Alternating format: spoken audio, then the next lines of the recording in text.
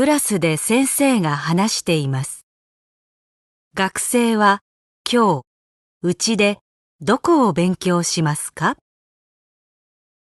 では、今日は20ページまで終わりましたから、21ページは宿題ですね。全部ですか？いえ、21ページの1番です。2番はクラスでします。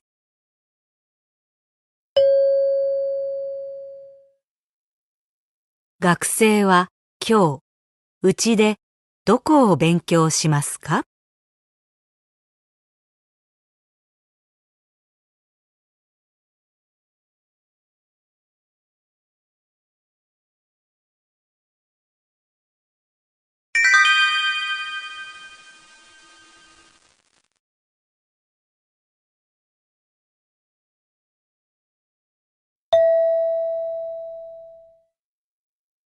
女の人と男の人が写真を見ながら話しています。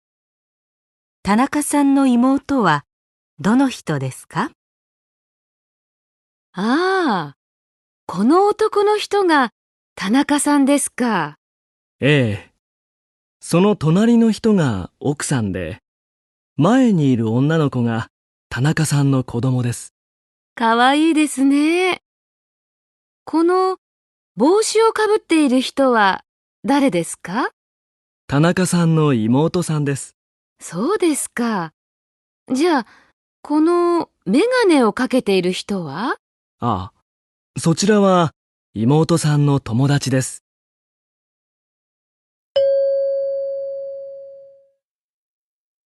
田中さんの妹はどの人ですか？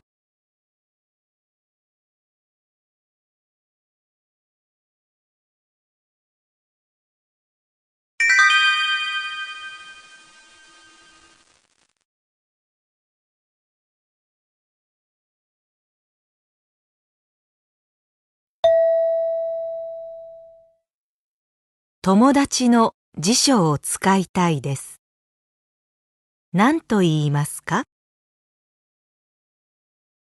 1、この辞書、ありがとうございました。2、この辞書、貸してください。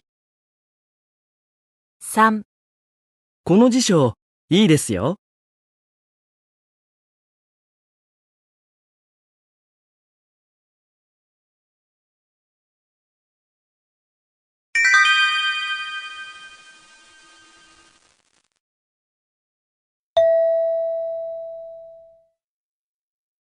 お国はどちらですか？ 1、あちらです。2、アメリカです。3部屋です。